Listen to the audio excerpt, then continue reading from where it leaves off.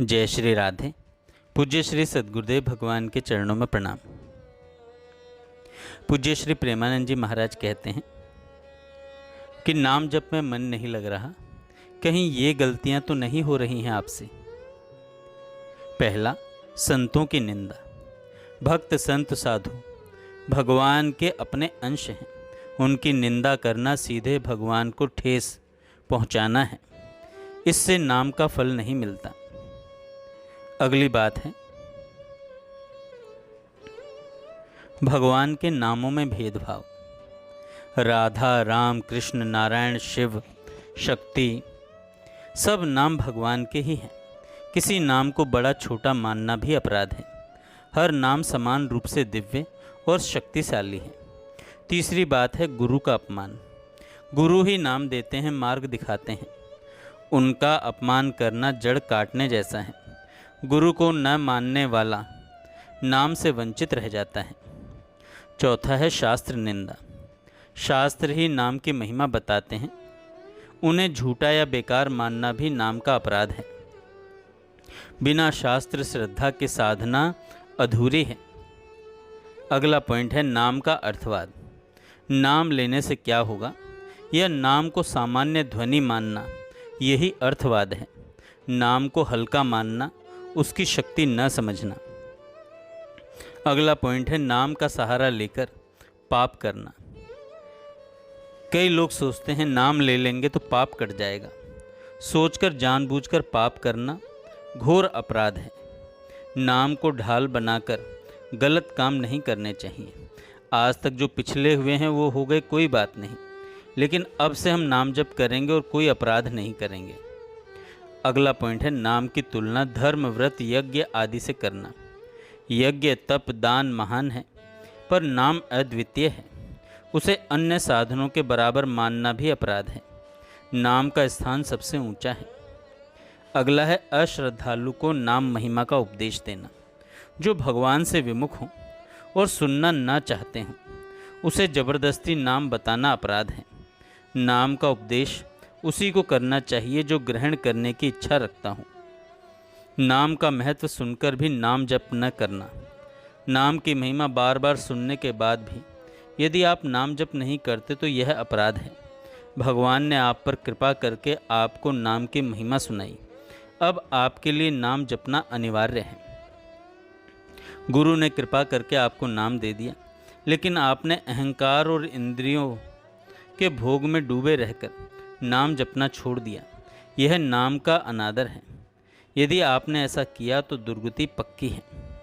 नाम में प्रेम चाहिए तो पहले जो बताए गए ये अपराध हैं, इनसे बचना होगा।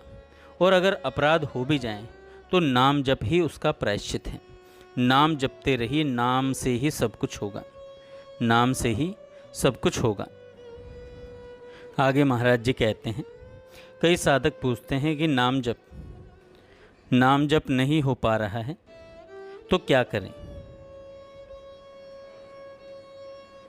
नाम जप सिद्ध करना है तो ये 20 बातें छोड़नी पड़ेंगी।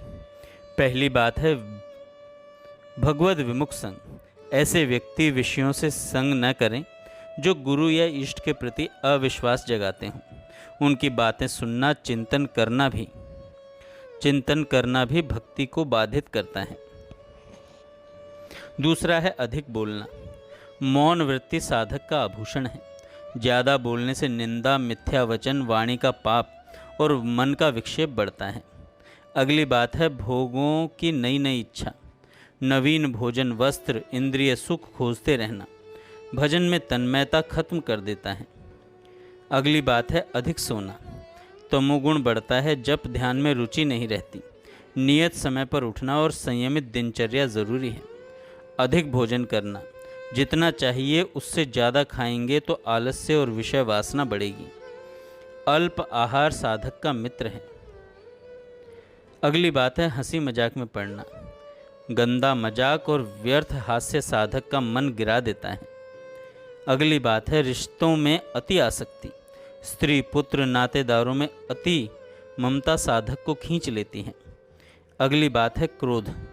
एक बार का तीव्र क्रोध महीनों का भजन ढक देता है। प्रतिकूल परिस्थिति में भी शांत रहना साधक की परीक्षा है। अगला है हिंसा। शरीर, वाणी या मन से किसी को दुख देना साधना को अंदर से जला देता है। अगली बात है काम विकार। सबसे सूक्ष्म और गहरी बाधा है ये। नाम और भगवद आश्रय से ही इसे जीता जा सकता है। अगली बाधा है निंदा सहन न कर पाना। जो हमारी निंदा करता है वह प्रारब्ध का नाश कर रहा है। साधक को निंदा को सहन करना सीखना चाहिए। अगली बात है स्वयं दूसरों की निंदा करना और सुनना। निंदा वाणी को अपवित्र कर देती है और भजन में रुचि खत्म हो जाती है। आलस्य। समय पर उठना, जप करना, सेवा करना, प्रमाद नहीं होना चाहिए। अगली बात है शौकीनीपन। वस्त्र, भोजन, साधनों में अनावश्यक शौक रखना भजन को कमज़ोर करता है। अगली बात है प्रसिद्धि की चाह। सम्मान तो विष है भैया। यश कीर्ति स्वीकार करने से अहंकार पुष्ट होता है। अगली बात है गुरुपन। मैं बड़ा साधक हूँ, ज्ञानी हूँ, यह भाव भजन को खत्म कर देता है। अगली बात है परदोष चिंतन। दूसरों के दोषों में मन अटकाना धीरे धीरे वही दोष हमारे अंदर ला देता है। अगली बात है दिखावट। साधना में कोई बनावट या नौटंकी ना हो। अपना भजन छुपा कर रखें। अगर दूसरों को दिक्कत हो तो कंठी तिलक भी धारण ना करें। अंदर ही अंदर भजन करें। आवश्यकताओं को बढ़ाना। साधक की ज़रूरतें जितनी कम होंगी, प्रकृति का शासन उतना कम होगा। ये 20 उपाय साधक के नाम जप में निरंतरता ले आएंगे। इन 20 दोषों से बचेंगे तो नाम जप निरंतर चलेगा। साधक को हर क्षण केवल इष्ट के चिंतन में लगना है। जय श्री राधे।